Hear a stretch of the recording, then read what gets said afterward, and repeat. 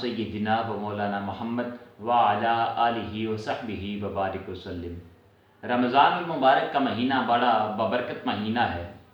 اس ماہ مبارک میں آقا علیہ الصلوۃ والسلام کے چند معمولات تھے، جن میں پہلا معمول کثرت عبادت و ریاضت ہے۔ ام المؤمنین سیدہ عائشہ صدیقہ سلام اللہ علیہا سے مروی ہے، کانا رسول اللہ صلی اللہ علیہ وآلہ وسلم اذا دخل رمضان لغیر لونہ وکثرت صلاتہ۔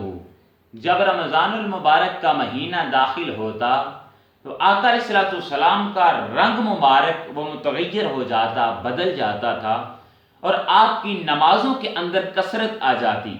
وابتہل فی الدعاء، اور اللہ رب العزت کے ہاں گڑ گڑا کر آپ دعا کیا کرتے تھے۔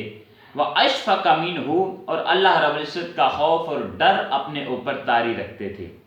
اسی طرح دوسرا معمول آقا علیہ الصلوۃ والسلام کا سحری کا ہے، افطاری کا ہے۔ آقا علیہ الصلوۃ والسلام نے سحری کے بارے میں ارشاد فرمایا، تسحروا فإن فی السحور برکہ، سحری کیا کرو کیونکہ سحری میں برکت ہے۔ اور اسی طرح دوسری روایت کے اندر آتا ہے کہ آقا علیہ الصلوۃ والسلام نے ارشاد فرمایا، جو سحری ہے اس میں تاخیر کیا کرو، آخر میں جا کر جب اذان کا وقت ہو اس وقت جا کے سحری کیا کرو۔ اور افطاری کے بارے میں آقا علیہ الصلوۃ والسلام نے ارشاد فرمایا کہ جلد سے جلد افطاری کر لیا کرو، جب روزہ افطار ہو جائے تو فوراً تاخیر نہیں کرنی چاہیے بلکہ فوراً افطاری کرنی چاہیے۔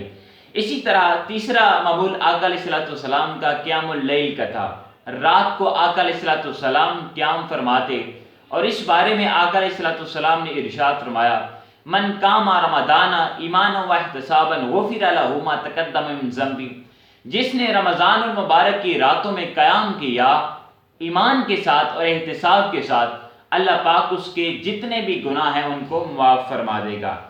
اسی طرح چوتھا معمول آقا علیہ الصلوۃ والسلام کا کثرت صدقات اور خیرات ہے۔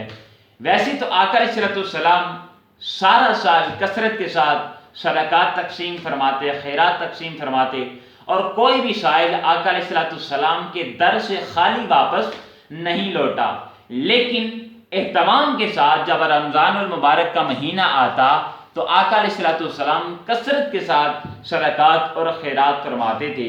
اس بارے میں حضرت عبداللہ بن عباس رضی اللہ تعالیٰ عنہ آپ سے مروی ہے، فَإِذَا لَقِيَ جَبْرِيلُ علیہ السلام کَانَ رسول اللہ صلی اللہ علیہ وسلم اجود بالخیر من الریح المرسلہ۔ جب جبریل امین علیہ السلام آقا علیہ الصلوۃ والسلام کے پاس حاضر ہوتے، اور چونکہ رمضان المبارک کے مہینے میں کثرت کے ساتھ جبریل امین علیہ السلام آقا علیہ الصلوۃ والسلام کے پاس حاضر ہوتے تھے، تو آقا علیہ الصلوۃ والسلام کی بلائی کرنے میں تیز ہوا سے بھی زیادہ سخی ہو جاتے تھے۔ یعنی جتنی تیزی سے ہوا چلتی ہے اس سے زیادہ آقا علیہ الصلوۃ والسلام کی سخاوت اپنے عروج پر ہوتی تھی۔ یعنی صدقات اور خیرات رمضان المبارک کے مہینے میں آپ تقسیم فرماتے تھے۔ اور آخری چیز اعتکاف ہے۔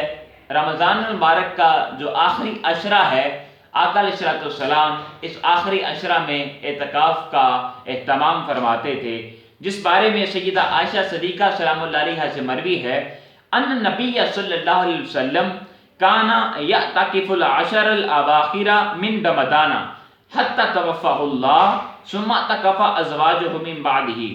آقا علیہ الصلوۃ والسلام کا معمول تھا کہ جب رمضان المبارک کا مہینہ آتا تو آپ آخری عشرہ میں اعتکاف فرماتے، اور جب ذات مصطفیٰ صلی اللہ علیہ وسلم اس دنیا سے پردہ فرما گئے، وصال کر گئے، اللہ رب العزت کے پاس چلے گئے، تو اس وقت پھر ازواج مطہرات اعتکاف بیٹھا کرتی تھی۔ اللہ رب العزت کی بارگاہ میں دعا ہے کہ اللہ پاک ہمیں اس ماہ مبارک کا اہتمام کرنے کا، اور آقا علیہ الصلوۃ والسلام کے یہ رمضان المبارک کے اندر جو معمولات تھے ان معمولات کو اپنانے کی توفیق عطا فرمائے۔